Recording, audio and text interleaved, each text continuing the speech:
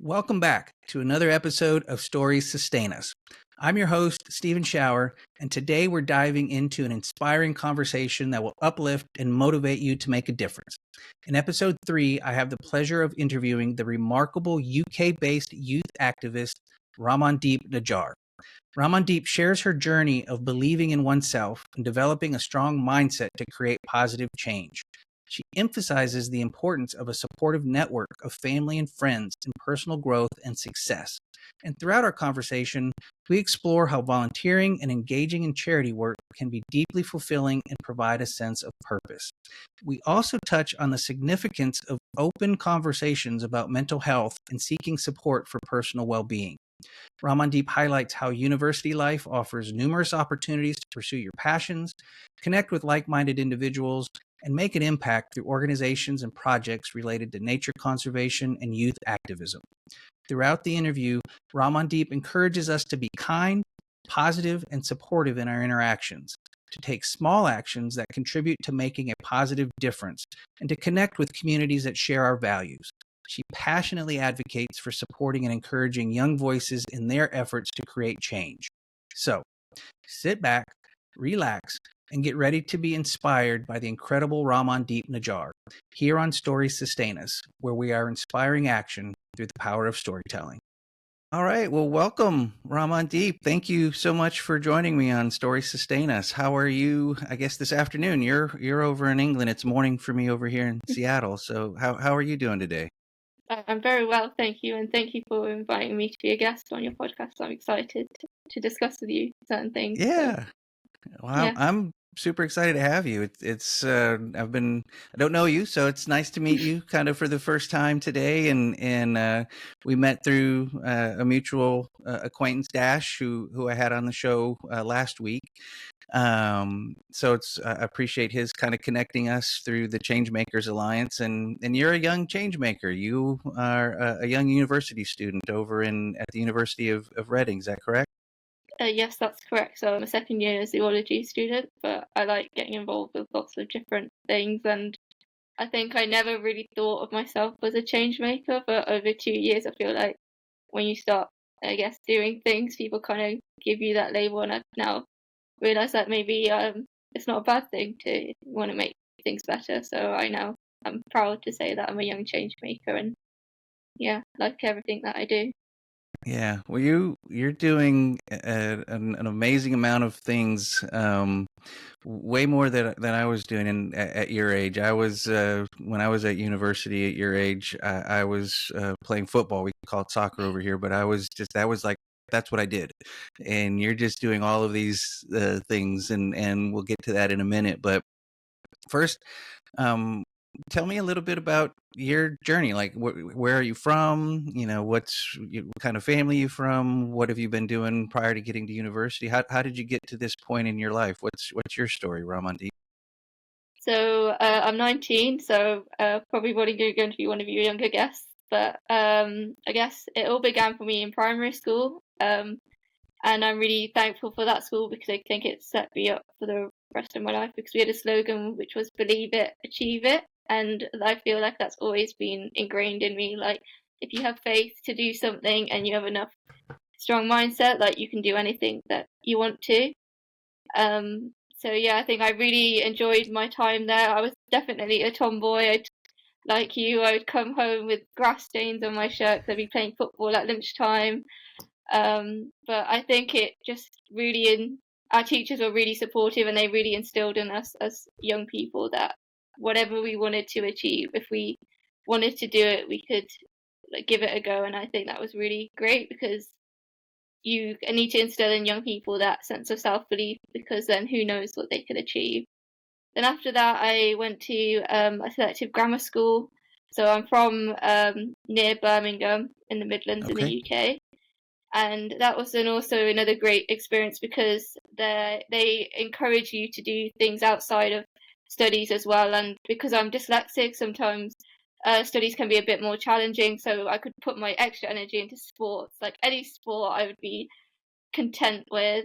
And then I've always loved also charity work. So because I've always wanted to make a positive difference to others, and people say like you're helping others, but I feel like it also helps me so much. Like one of the volunteering Absolutely. and Yeah. charity things I do, Yeah. it's just so fulfilling, and I don't know, you just meet good people, and I feel like everything I do, I'm just so thankful to be surrounded by such kind, lovely, good people to keep you on the right path.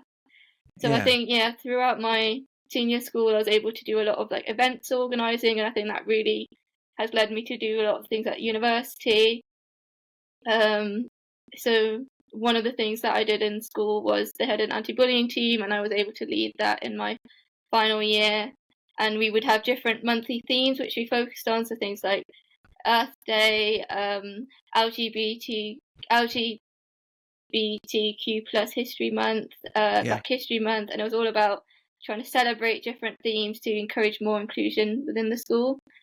And then I think I did other things as well, but I think also a lot of the stuff I did outside of school, so I did girl guiding since I was 5, because I just Girl love, guiding, is that yeah, kind of like equivalent to what would be the Girl Scouts in the yes, States? yeah, Okay. it's similar to your, so we have scouts here as well, so very similar. So, and I think because my parents saw from an early age that I was most happiest outdoors, but they thought, let's put her in a group, so at least she's safe. Sure, sure, Um, sure. and I'm very grateful that they let me to do that, because they're still some of my closest friends today. Those, because when you're out camping or out in nature, you've got no other like I'm obviously talking through a device, but you've probably got no phone connection. So when you're Right. camping, you've just got that one-on-one connection, and it's still something that I love. Like being able to, when you go camping, just completely disconnect and have like a little nature bubble for a few Yeah. days just Yeah. to recharge.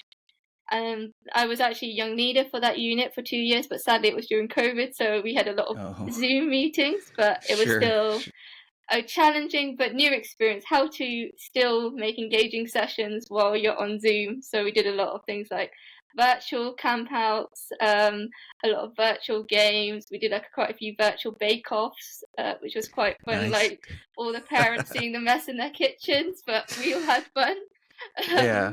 I doing don't know it. how popular the Great British Bake Off is actually in Britain, but it's like one of my favorite shows. So, No, it's definitely popular here, like when you know it's on, because a lot of people from, even if they never had an interest with baking outside, will be watching it still. And yeah, there's certain it's such a shows great show. where everyone watches it and wants to know what's going on. So Bake Off's Yeah, yeah, definitely we love it. one of those. That's great. So tell me, let me back you up a little bit. And so you mentioned your parents. Do you have any other siblings Yes. or yeah? So tell me a little bit more about your family, if that's okay. Like what, Yes, of how course. yeah. So I'm from a Sikh background. That's Okay. the faith in our Yes. family, and I Yeah. feel it's very something that I care a lot about, because even though I study a science degree, I feel like it's given me great morals, my Yeah. faith, and it's always something that I carry with me, just as something Wonderful. whenever you need something to turn back to. It's just always within me, I guess. Yeah. And I'm very lucky that my family are very supportive. I have an older sister, and she's always been very inspiring for me, because she's always, with similar things, with her, whatever she's done, she's always done it with confidence, with grace, and she's just been incredible. So to have someone to follow, I guess, is really amazing. And I think also my parents have also been very supportive in my passions. They've not probably understand it sometimes, like sometimes they just think, oh, it's from its nature thing, but they've never held me Yeah. back, and which has been really great. They've always pushed me to whatever my dreams have been, as to how can they best support me and put me forward to that. So I know when we were growing up, we would often have we'd have a static caravan which was near Stratford upon Avon, and that Yeah. also had no internet, but often we'd spend weekends there, and it was just, for me, total bliss to be immersed in nature. And I think if I didn't have that connection with nature from an early age, I don't think I would have wanted it. Well, I don't think I would have felt that I want it to be my career, Sure. working, protecting it. And I think often young people have passions, but they kind of die out, which I think is such a shame. Whereas luckily that never happened for me, because they always continually supported that and thought of like, how else can we support Raman through her nature journey. And yeah, they've just always supported me. And I think like both my parents have always said, like, had the same thing, like, you can do anything you put your mind to, and they've always supported me to like push myself. And yeah, I just guess dream big and try and see what happens. Yeah, well, that's wonderful. Your parents sound like lovely people, and I want to thank them for helping you along as well, because we need folks like you that are gonna, work hard and do your best to try to help us out. Because folks my age and older have kind of made a mess of things. So appreciate you coming along and jumping into everything Well, that I'm you're very doing. grateful because yeah, often they're my sounding board. Like I would just be like, "What's your advice on this?" And who knows, like you Perfect. always need someone that you can just like have a conversation with just to check if you're on the right track. Yeah, and that's wonderful. Not everybody has that Yeah, I know. closeness I'm with I'm their very family. So fortunate. it's yeah, what a wonderful opportunity that you have to have that upbringing and carry that forward into your life. And so an older sister and is that your only sibling that you have as well? Yes, my only sibling. I think there is 9 years between us, so I think Oh yeah, yeah, quite a big gap. But I think when I was younger, we probably didn't spend as much time together or like connect as much just sure, because of the age gap. Like when I was in school, she was going to university, but I think now that sure. I'm older, we connect a lot more. Just because, yeah, just I feel like when you're older, you're able to probably have a better conversation than when there's a 9 year Yeah, age gap. You're at completely different yeah. stages of your life. Absolutely, I have my oldest sister is 10 years older than me, and so I can. It's a very similar story. We connected more as adults than, as you said, when I was 8 and she was already out of the house and Mm. going to university. Then what are we going to talk about? So, but yeah, as we have grown older together, we've certainly become closer, and my middle sister as well, connected more with her as an adult. So. Very similar understanding of your path there as well. So you're in, grade school and you're starting to experience these things. You'd mentioned you'd already started doing volunteer work at a young age. What were some of the volunteer activities that you participated in prior to the long list of things we're going to get into here shortly about what you're doing now? But it sounds like you've been active in volunteerism for quite a while. So what were some of the first things that you did that kind of gave you that understanding that you mentioned that when you're doing good for others, it also is beneficial to you too. So tell me a little bit Yes. more about that. While I was in school, I think it was about 3.5 to 4 years. I volunteered with a homeless charity. They were called Midland Lunga Service Society, so it's linked to like my Sikh faith. But they would serve anyone any food they needed. It was Mm-hmm. once a week in Birmingham, and that was really nice because sometimes I'd go along with my father and we do it together. So it was really nice that we were Nice. able to share that same once a week giving back to other people. I think that was also a really great experience because I can't remember the year it is, but they every year at the main train station in Birmingham they do like a Christmas party where about 200 to 300 people from homeless families or Mm, less financially able to just come have a full Christmas dinner, have gifts with Santa, and I was able to volunteer on one of the days, and that was a really lovely experience just to dress up with a Santa hat, go around and nice. spread some festive cheer, which was really lovely. But I think, yeah, I did that for quite a while, and it was all weathers we would do it. But I think even if it's cold and rainy, just to be able to give something back, I would enjoy it every single moment, and you always just felt part of a wider team. I think I then did a lot of my volunteering in school. So I did girl guiding throughout, but I did a lot of things within my school, like organising charity events through there. Yeah. For example, when the Ukraine fundraisers were going on, we did a whole week of fundraisers at my school and Yeah. things like that. And just because of that school community, so we'd like every year do different community drives, and I think it was just a really great stepping stone. So then I could then develop those skills in a safe environment. But I think volunteering's always been something that I've continued to do. So even when like the pandemic came along and everyone was like, "Oh, there's probably no volunteering you can do," well, I discovered another project called Spreading Kindness, and they were sending letters to elderly residents in care homes because they Oh couldn't see their wow. family. So then I was then able Yeah. to help write letters for them just to say a little bit about what I've been doing. And one actually wrote back and was really lovely. She was a 98, and she said like, "Oh, we don't have much connection, but like at the moment, because obviously everyone's staying in their bubbles, but your letters really lift my spirit, because seeing someone being Aw, really energetic about life really helps keep them going." And it was really sweet yeah. because a lot of How beautiful. children from primary schools like sent drawings and artwork. I could never do artwork, so I would just stick to the letters, but Yeah. just things like that. I think it was really nice just to see like the community coming together and wanting to still do something. That's wonderful. That's wonderful. I appreciate you sharing that story. That warmed my heart. That's lovely. And when it warmed me, and it gave me a purpose during lockdown. Like, oh, obviously I had online school, but it gave me something to look forward to, like once a week, like Yeah. right. And I think now I do journaling from starting those letters just for my personal thing, but it gave me something, because it means that you reflect on the week, think about what went well, what was good, what was not, and then that's what journaling often is aimed to do. So I Yeah. still continue Yeah. to do I that. journal as well for those reasons. Yeah. I tried. I have a daily goal of journaling. I don't hit my daily Don't goal, worry, but I don't I either. I have to certainly. catch up once a week. Yeah, I get it once or twice a week as well. That's about all I do. But it is a daily ambition. But it is such a powerful thing to kind of put your thoughts down in writing. It helps. It helps me. It sounds like it's similar to you. It helps me kind of process, what's been going on, what I'm feeling, what I'm thinking. So yeah, it's such Definitely. a And then if you're going through a rough powerful day, tool. you can just look back at your journal and see what another amazing days that you've had before, and then yeah. Absolutely. Yeah. Geez, Louise, you've learned all this at such a young age. It took me, I was in my 30s before I realized the power of journaling. So I'm There's a lot of so things that happy I've for still you. got to learn. A lot You to learn, do, but you a do, step at a but time. there's so much about you that I'm just thrilled to know and impressed by. So let so you're finishing school, your grammar school, and you're getting ready to move on to university. I don't know if it's how does that work in the UK? Do you get to you have to apply to different universities, and so tell me that process, how you wound up at the university where you are now. Yes. So I was very lucky.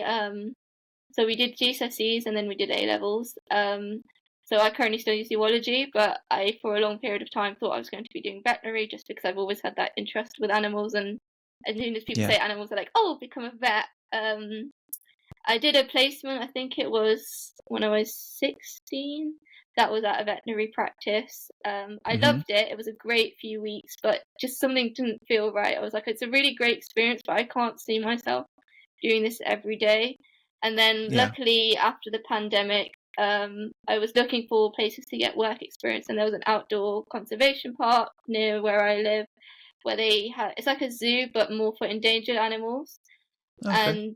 And they took me on for a few weeks, and that was life changing. Like the getting to be like some people, it's not their like ideal job, like cleaning animal enclosures, but I guess just for me, who was so fascinated by animals, getting to have that unique experience of being able to be so close to them, and then also Yeah. talk to members of the general public about these animals that I loved. I really enjoyed those experiences, and I think they then met the keepers there, and they all told me like their backgrounds, that they studied ecology, zoology, and for me that was all very new. Like I'd never really thought that you could have whole degrees dedicated to these topics. So I then Yeah. thought, okay, I'm going to study zoology because that's now my thing. So you then do A levels, and then you select 5 universities, and then you, from that, if they like your personal statement, which is where you write a little bit about yourself, Mm-hmm. they will then give you offers or not give you offers, and then based on that you do your first, you put like a ranking of like a first and a second choice, and then Mm-hmm. on results day, based on what grades you get, you hopefully get one of those first or second choices. Whereas for me, I actually went through something called clearing, which is where if you don't meet the grades, you then call around universities and see Okay. if they have any spaces opening up. So because what happened was, I don't really talk about this too much, but during my final exams, one of my close friends sadly passed away. Oh no. Yeah, I'm so sorry. it's I'm okay. sorry. I talk about it Yeah. now.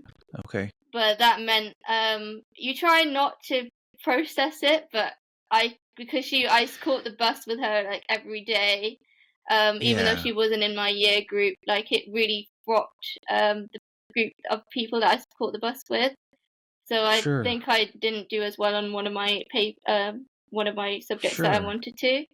But in a way, it was kind of a blessing in disguise because the university that I'm at now wasn't actually on my radar. It was only when I was looking around for clearing, I called them and just said, "Hi, I'm looking for a zoology place," and they said, "We've got some spaces available, and we really like your personal statement. So why don't you come join Wonderful. us?" And now Yeah. I can't see any different because I'm so happy here at Reading. So yeah, Yeah. everything happens for a reason.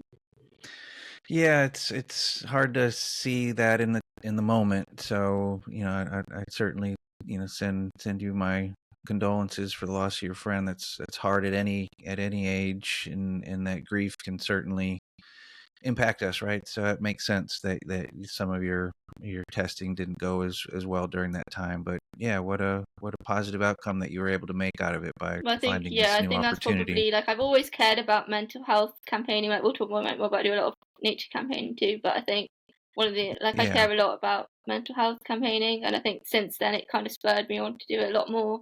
Yeah, Just yeah, I guess because you never know what someone's going through, and it's so exactly. hidden. So who knows? That one conversation, that one post, that one thing might be the lifesaver or help make a Yeah. difference to someone.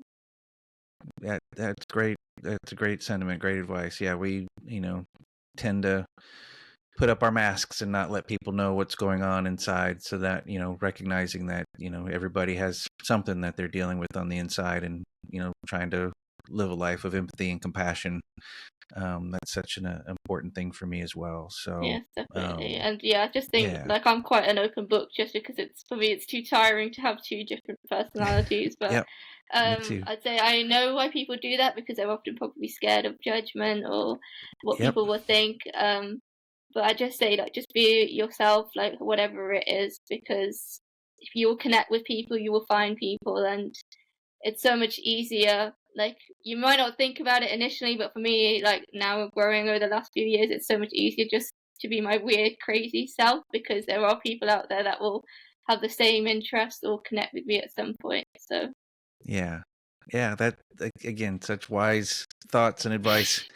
I've got a guest coming on in a few weeks that's works, in the field of mental health, and trying to normalize conversations around mental health issues so that people can find the support that they need and the help that they need, so they don't have to, not only have whatever they're, battling on the inside, but then also have to deal with the fear of, well, what if I tell somebody I need help? So that's such an important thing for me as well, is to provide people safe spaces to acknowledge they need help, and then do what you yeah, can as to, you to say, and support them. even if you're not, you think you're in a good place and you'd want support, like it's not a bad thing to want that support. Like, you'd, Right, right. because I know in my this year I university if you want to they offer like 6 counselling sessions, so I did that this year Great. just because Good for you. I don't know, just because I've always never done it before and I've always had a lot of imposter syndrome. And I thought, well, I don't want Uh, it to stop what I'm doing. So let's actually work out why this is happening, yeah, what the roots are. And it was just a really great because for me, it actually like helped me to think about things a lot differently. And yeah, I think a lot of the things that I'm probably sharing with you would probably be from what she said in the sessions, but it's really helped me. yeah. So who knows That's if it can help you. that's wonderful. I'm glad you've taken advantage of that. I've done therapy in my life as well, and I wouldn't be doing the show, and having conversations with strangers as well, if I didn't do some of the personal work that I needed to do on some of those inner things as well. So good for you. I'm really happy to hear that it was a good experience, and that it's helped you, and great message for whoever might be listening or watching to this, that help is available. You don't have to do things alone or suffer by yourself. So Definitely, and yeah, um, even if it's not like a professional support, just seek out a friend or someone like right, right, just have a coffee or like have the conversation. I know it's really hard to start the conversation, but once you take that step, like it will really help. And yeah, yeah, people will be more than happy to help you. They just don't know what you're going through. So yeah. That's been my experience as well. That first step is always the hardest, but yeah, I've always found a close network of friends that are there, and then I can be there for them too, because we all need that support system. So that's wonderful. That's wonderful. So, tell me a little bit now. So you've wound up at university. How far away is this? Your first time away from your home, and to move to a different part of the UK? What's the distance between you and your family now? Yeah, so it's about 2 hours, I'd say, on the train. Um, but we have some family nearby, so it's not too bad. And I think also with the Okay, power of social media, like you can always stay up to date and connected. Like I'm always like on messages, like updating how my days are going, how it went, and I think yeah, I think at the first it was a bit of an adjustment because obviously when you see your family like every day and then moving away, but I sure, think once you have a routine, once you get things that you're involved with, you find like a family away from family. I don't that makes sense. Like a lot of my absolutely, friends, I would call kind of my family a bit because just you get really close really quickly once you have really big conversations. And I think a lot of my closest friends, I'd say, like are on my course, or I was part of a hiking society, so you'd be going out on weekends exploring new places together. And the same thing, like you haven't got your like devices, so you have to have meaningful conversations with one another. But the yeah, amount of conversations and the topics you talk about have just been really interesting, and you just get to know each other really well. And I think luckily as well, because we have like terms ends, like periods of time where term ends, so you can go back, and you also you're always connected. So I think it's made things a lot easier. And at least when I call them now, I'm got really exciting things to talk to them about, and nice, they also have exciting things to tell me. So it's been really nice. good, good. So you're you're a zoology student, and you are involved in a lot of stuff outside of being a student. Tell me a little bit about some of those things that you have a passion for, that you're working on, that you're leading. I know I don't want to steal your thunder. I know you've founded some things, co-founded some things, and so tell me a little bit about your journey now that you're in university, and obviously paying attention to your grades and your classwork and everything, but all this other extracurricular activity that you're doing. Let me know what that's like, because it's fascinating what I've seen you post on LinkedIn and other places. You're just involved in so many things. Yes, so I wear a lot of different hats. You do.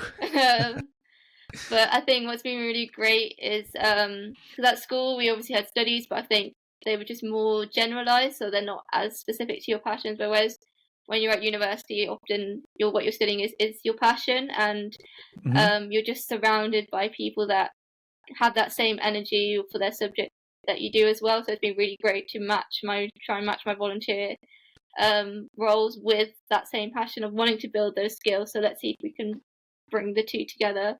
So in my first year, we had a mammals lecturer in our second term, and he was talking about the plight of UK mammals. And Hmm. he said like, "Oh, I'm really knowledgeable around hedgehogs and urban mammals in the UK. Maybe we can set up a student group if anyone's keen." But I say the same thing every year, and like no one's really keen. And then me and my friend Nilo looked at each other and said, "Well, you like organising things. I've always wanted to do something. So why don't we join forces and set something up?" So we founded the Hedgehog Society in our halfway through our first year. I wasn't originally planning on setting up a society because that's normally not what you do in your first year. You just join different ones. Sure.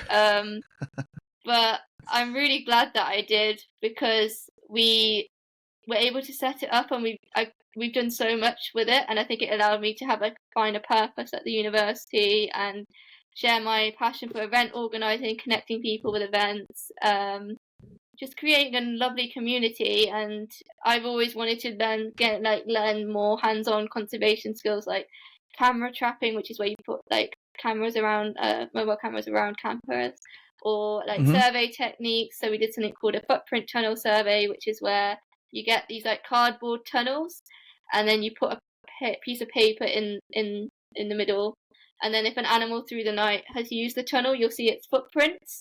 So you do it for a week, and then it's like an indirect way of trying to see what kind of animals might be there. So we was then seeing like where are the actual hedgehogs on campus if we're trying to help them. So it was really exciting then when you get hedgehog prints and you're like, haha, we have found you. You're in this area. But yeah, so we've just handed over to the new committee, but we ran it for about 15 to 16 months with Nilo, and we had about a team of 70 members. So I think it was my first role of such a big team. How do we get all these different people engaged?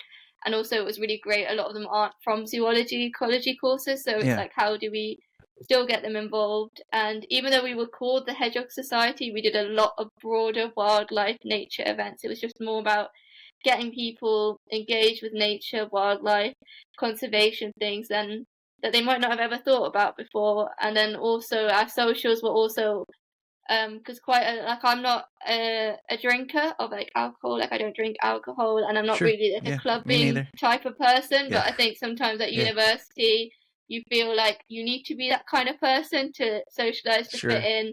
Whereas with our society, we would do things like board game nights, quiz nights, craft nights, so other fun things like that. So then people that didn't find those things the most appealing, they had another safe space where they could make friends and get to know other people.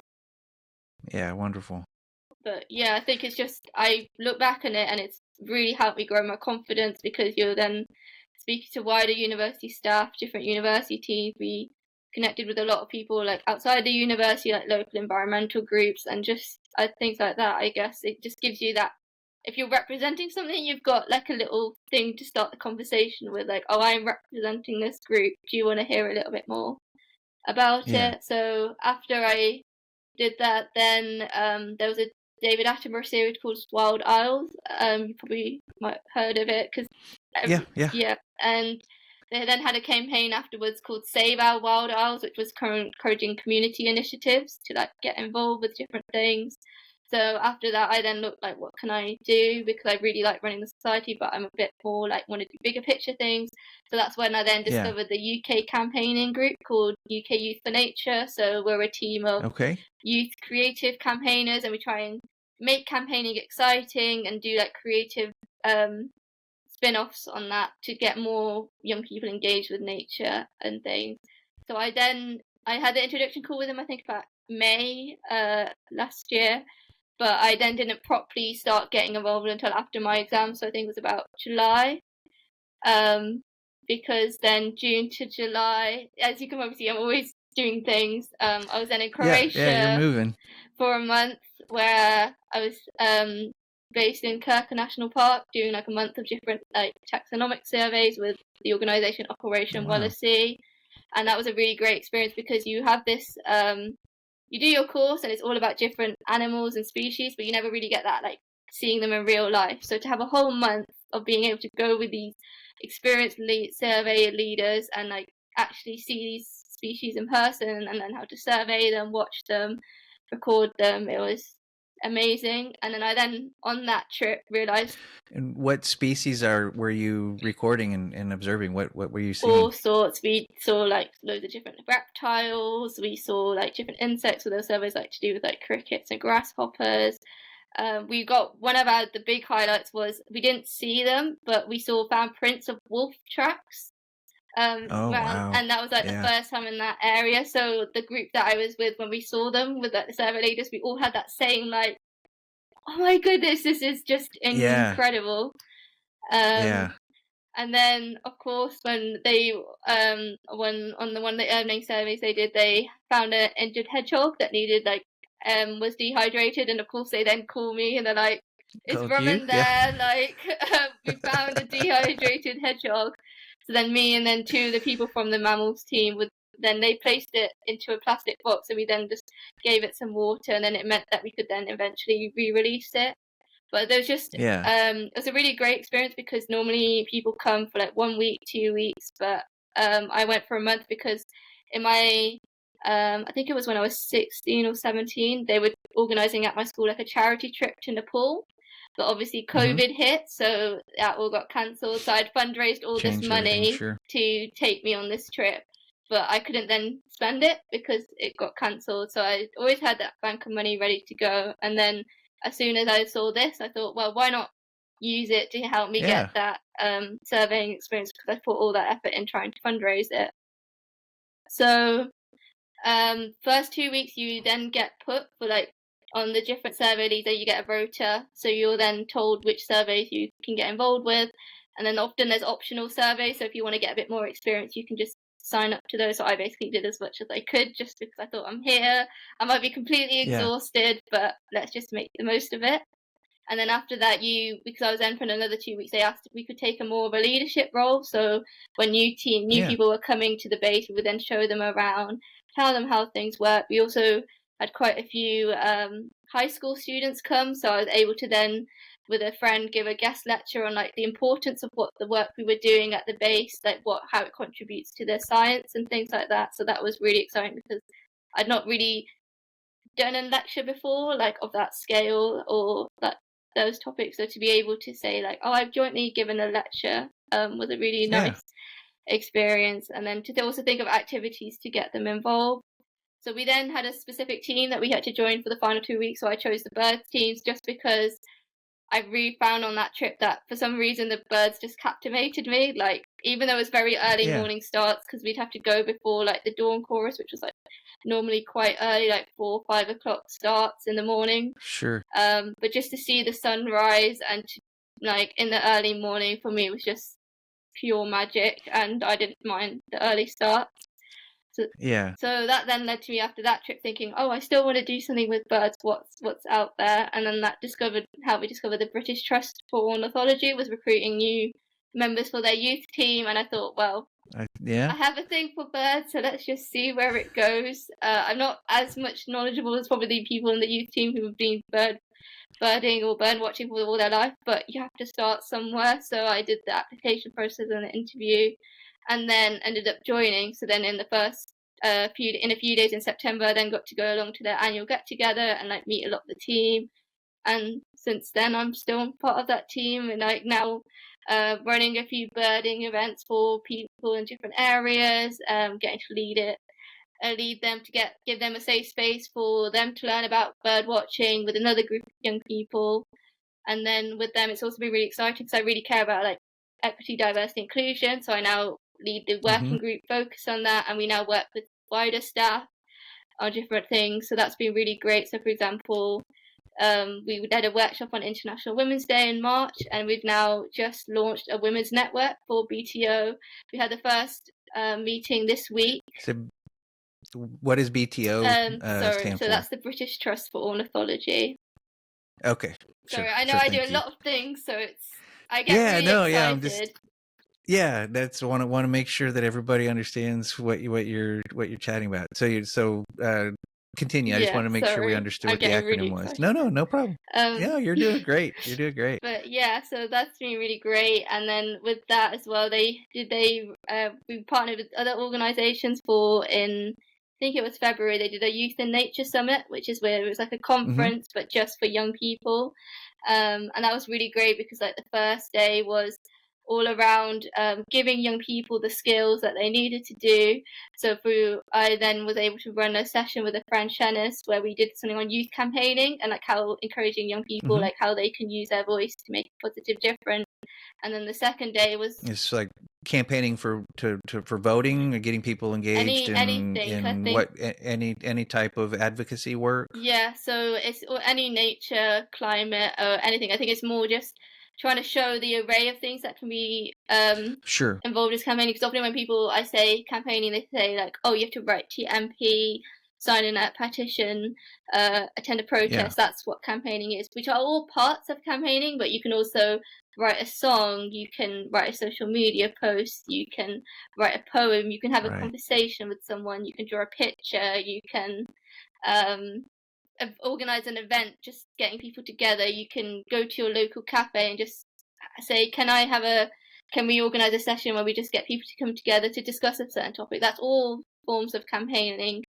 So there's very broad things that can be. So like, for example, one form of campaigning might be filmmaking. So that was also what I worked on in the summer after co-created of a project called Young Voices for Nature, where they got 200 young people across the UK, and we made like a collective film together about nature and what it means to us, and encouraging other young people like what our journeys were, so they could then see that and then realize like they can also take the step of doing something. So we had people there that like set up a community garden or take pictures of plants, or just I think it was just I really love being part of bigger movements or bigger things, because you feel like that, like often you can feel like, oh, I don't have the right skills for this, but if you join with a team of other people, then someone eventually in that team will have that skill that you need, and then together you can achieve something that's bigger and better, and amazing. Right. So you said the film was Young Voices for Nature. Did I catch that correctly? That's correct. Is that available to be seen? Yes. Can we post that on as part of the show notes for people to see it? Definitely. So it's on YouTube. So I'll share the link with you, and you can share it. So it's a 20-minute short film, but it was made by young people for young people. So there was the staff from RSPB, so that's the Royal Society for Protection for Birds in the UK, WWF in the UK, and the National Trust. It's World Wildlife Foundation for folks who may not know that one. World Wildlife Fund. Yeah. And then the National Trust in the UK, and then there was a creative agency called World Pencil. So therefore, staff teams basically came together to then be able to facilitate it, because often it was all done on Zoom, but we'd have about 40 young people who've all got that energy and got these ideas going off, but they don't know where to put it or how to structure it. So that's why those staff came in to then moderate it, to make sure we stayed on track to actually be able to bring the film together. But I think it was really nice because they never said something was a bad idea or not a good idea. It was just more like, how can we adapt as many of these ideas together to have all of your visions, your ideas together to make something special. Right.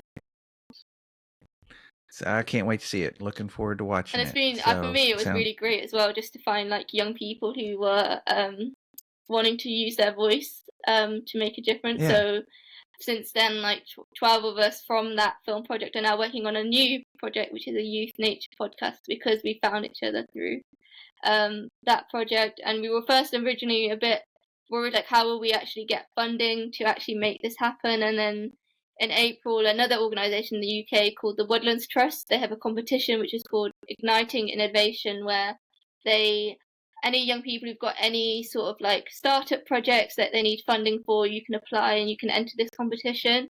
And then in April, the final short selected few will then pitch their ideas to a few of their judges, and then it was kind of like Dragon's Den. You're like, can we have this money? This is what we bring. Like, please let us. I think it's a similar show called Shark Tank in the US. I think, where you're pitching your ideas to some folks who will support you or not support you depending on your pitch. Luckily for us, because it was a pot of money and there were 6 groups, we all knew that we were going to get some funding, but what we were pitching for was the level of funding. And then they pair you up with a mentor. So they were really sweet, actually. Like, we were all very nervous, like, oh, we've got little cue cards, like, how are we going to approach this? But together, when we all have that same vision or same passion or same direction we want to go in, I think it just came out. And then in the end, we now from there got £4,000 funding, and we've now just launched our website. So if people are interested, I can share the link with that. But that's more. Yes, please do. Yeah. Yeah, so it'll be a youth storytelling podcast about nature, but what we're really keen on is we know a lot of young people and a lot of us are on this journey, so we want our podcast to hopefully be a platform for people on that journey. So they're not established people, but how can people see them on their journey at the start of it? And all of them have different interests, and also a lot of young people might have the idea that you have to be fully into nature to care about it, whereas you don't need to. It could just be something on your walk to school or something that's a side hobby. Right. Like, we need everyone to do their small part to make their difference for nature and planet, really. Absolutely. Well, that is an amazing amount of work that you've done in 2 years, or it's somewhere around 18 months to 24 months. That is phenomenal. I talk to folks, much older than you that probably don't have a CV as that lengthy so far. So really incredible. I can't wait to support your podcast when you get it up and running and listen to it and like it and follow it and make sure you're getting that Thank support as you. well, and encourage everybody who may be listening to this podcast to do the Well, same, because luckily we I'm need to part of support young yeah, people. luckily I'm part of a team of like other young people, and I think that's what's really great is all of us are trying to make our way in the sector and we all support one another. So if anyone sees an Yeah. opportunity, we'll share it. I think that's why I've also found really lovely is because with anything I do, I always want to share it with other people or share opportunities with Yeah. other people because often people say like, why do you do that? Do you not want to just keep the opportunity to yourself? And I said, but why not? If there's someone out there that could be perfect for that opportunity, like Right. that's why I share it Right. because like I'm not every opportunity might not be right for me, but there might be someone that I'm connected with that it's perfect for, and then they can then put an application in and then maybe get that opportunity. Right. So why not share? That's such a healthy and beautiful way of thinking about, how to live your life, connecting other people to opportunities, because your opportunities are going to come too, and they might, find something that is better for you as well. So what a smart way and a, And I and a think that's really also healthy what's way of looking helped at me with things. the obviously I'm saying like a lot of smaller projects, but I think one I found like Yeah. as soon as you do one thing, someone might lead you into the direction of the next thing, and being open to Right. that, I guess, is really helped me with a lot of the things that I do, and just keeping connected with people, and just I guess being open to what's out there because often people don't know about all these things happening, but all you have to do is look a little bit, and you never know like the advantage of the internet. The possibilities are endless, and even like I'm obviously telling you about the projects that I've got successful. There's a long list of ones or long list of opportunities that I've not been successful for, but I think it's just knowing that you can give it a go, put the application in, and even though it's hard, if you get rejected, like it might not be the right opportunity for you, and something else will come your way. And I'm still learning Yeah. with this, just because every time I put an application in, I feel really passionate. I'm like, oh, this would be amazing to be a part of, and I really care so much. But I think it's taking a step back and knowing it's okay if it doesn't happen, because I've seen it before that the right thing will hopefully come along when it needs to be. Absolutely. Just trying putting yourself out there, that'll open those doors at the right time. So, Ramandeep, what as we're kind of getting towards the end here of the conversation, um, what's your call to action? What would you want folks who are listening to this or watching this? What would you want them to do? How can they support you or the different activities you're in, or what would you suggest that they do? So love to hear your thoughts about what people can do to get engaged or get involved or be supportive of the many things that you're so passionate about. Definitely. So I'd say, firstly, if you want to get connected with me, you can share my LinkedIn, and that's probably the best Yep. place to get connected with me. I'd say for any of the organisations, you could just look them up on the internet, or we can share links to them. I know a lot of them are UK focused, but I'd say wherever you are, there's probably whatever you want to do. There's like a lot of opportunities, so just keep an eye out for them, look out for them, and then I guess also don't be afraid to put yourself out there, because often people are afraid to like ask the questions or start something, but you never know where it might lead you to. So say if there's a community garden group, or I don't know, a beginners bird watching group, and you're worried like, oh, I don't know what it would be like just please take the step, because once you're in and once you find someone, like you never know what the benefits will be. And I guess also a lot of people get overwhelmed with the nature and the climate crisis and realize think it's too big to do anything. But if we all do a small thing, like whatever it might be, whether it's talk to someone, sharing an article, as I said before, like reading a book or writing a poem, like a small action, if we all do it collectively, it will make a bigger impact.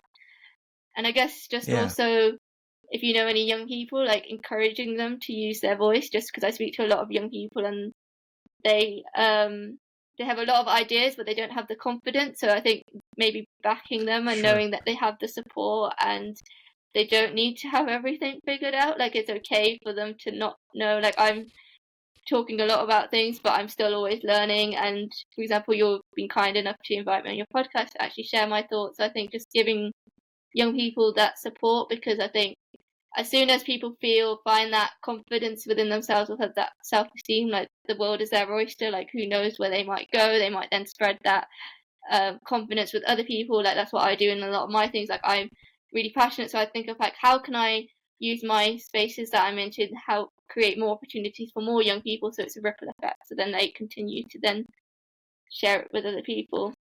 And I think just also knowing that there is, like we were saying about this before, like there is hope and there is always a way forward and positive difference. And if you feel like you're alone and feeling somewhere like in a certain way, you're not. Like there's so many online communities out there. Like for example, you're all the way in America, I'm in the UK, but we both have that same passion for wanting to bring positive change, care a lot about sustainability and the environment, and we connected through a virtual alliance.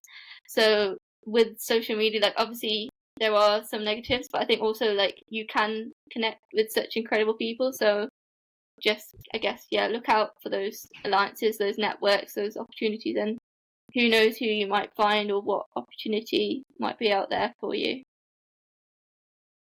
Well, that's a great list of things that folks can do. I definitely, I'll talk with you offline because I do want to get all the links to the organizations that you talked about, so we can share those in the show notes. And the connection and taking that step, all of that is hard to do sometimes, to get that first step, but it's so important to do it, like you said. And you touched on hope a little bit, and the importance of holding on to hope. And that's how I'm ending every podcast episode, is talking with the guests about hope.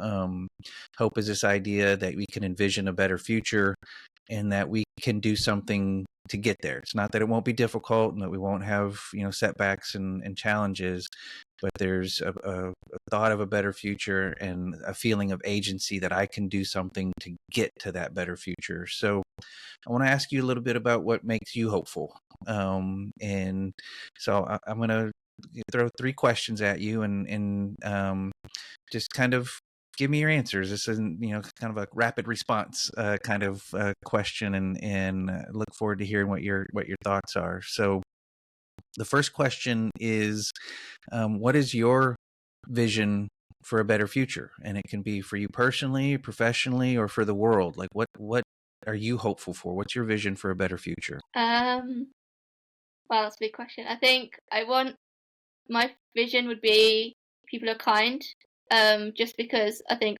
people, often you see on the news, there's so much negativity and hate, but we don't need that in this world, but we need more kindness, love, support. And even if it's just a simple conversation or just a simple smile, like you never know where it could lead to. And I think just we need more positivity. So I'd say encourage you where you can to be that positive person. And you never know, that person might see you maybe having a really bad day and they just need a little pick me up, and then they see you being really happy, and then it spreads that joy to them.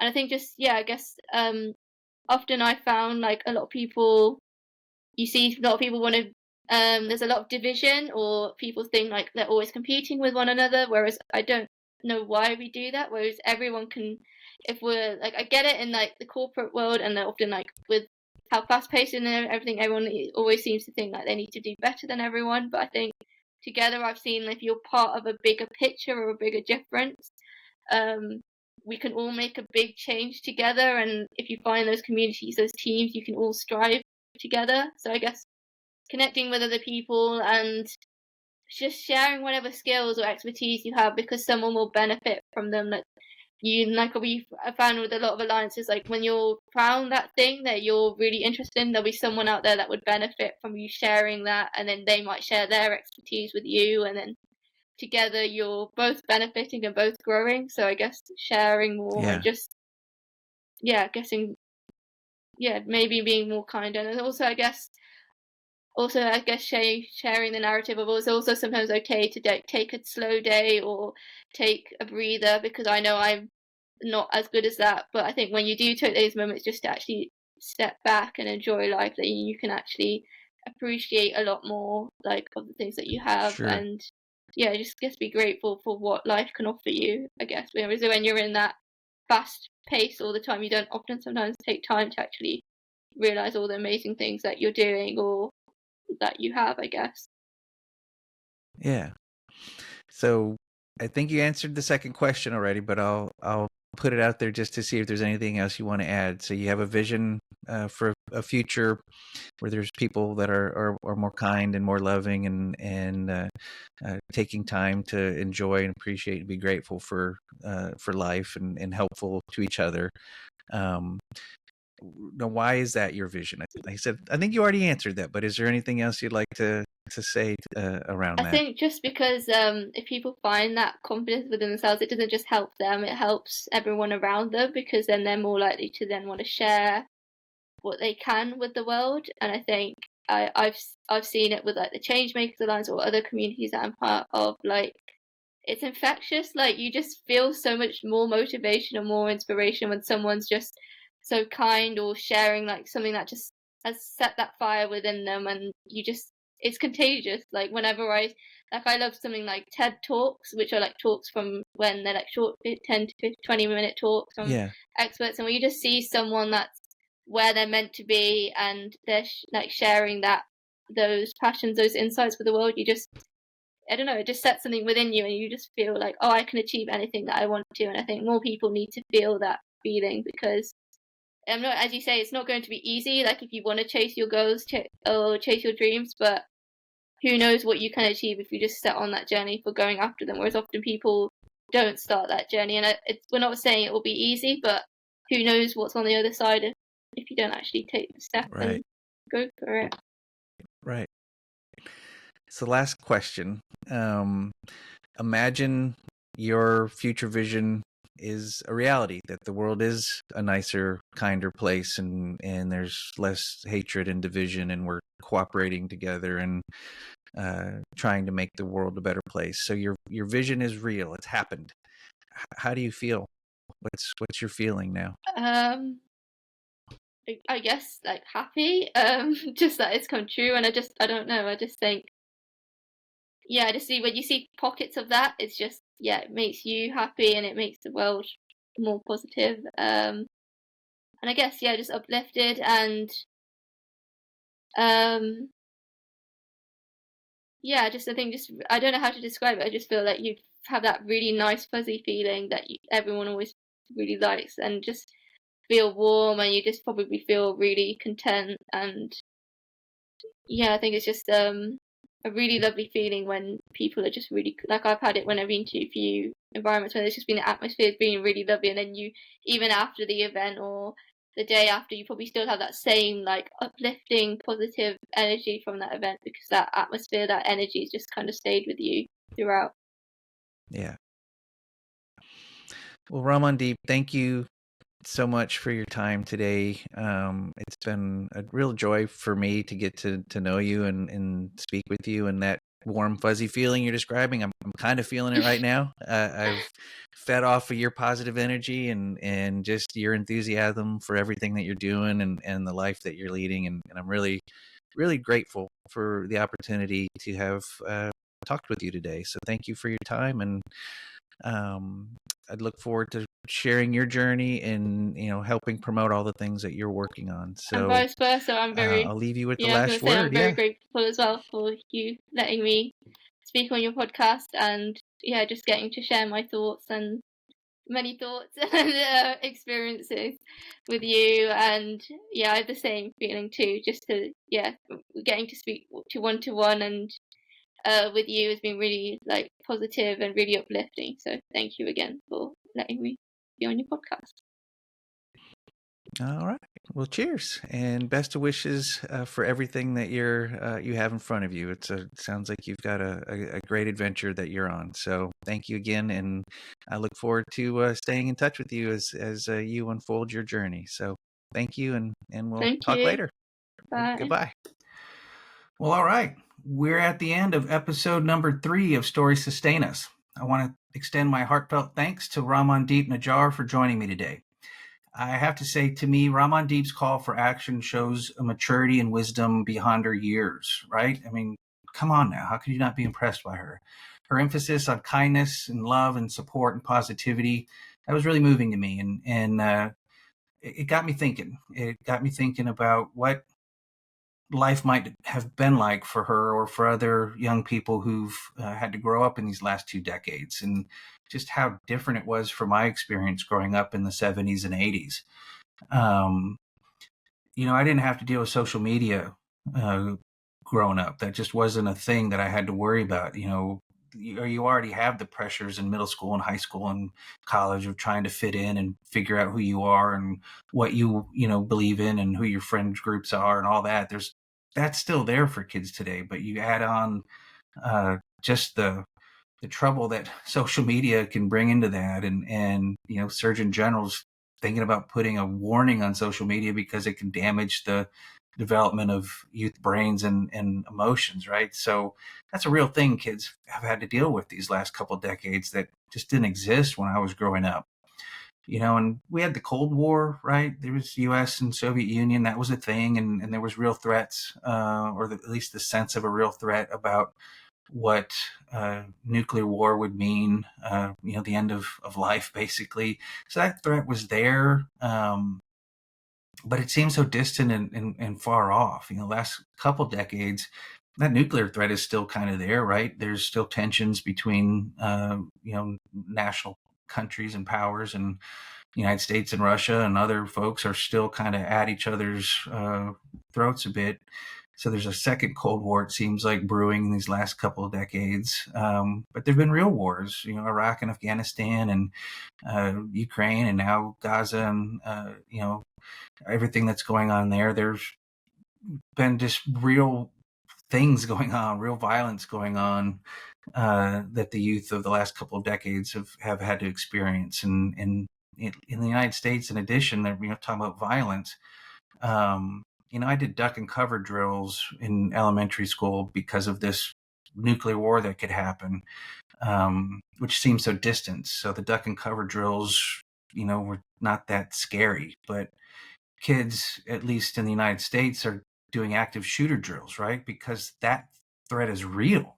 They know it's real. They've seen it happen time and time and time again, at least in the United States. And I imagine, a kid in elementary school or middle school doing an active shooter drill actually feels that fear more than I ever did doing a duck and cover drill, in the 70s and 80s. So there's just different threats today that seem much more real, I think, that the youth have had to deal with. And on top of all of that is the real threat of climate change that I think the youth of today seem to understand better the threats of it, right? We're already experiencing extreme droughts and storms and hurricanes and wildfires, and the evidence that climate change is happening, and the real threat that in the next few decades it's going to get worse.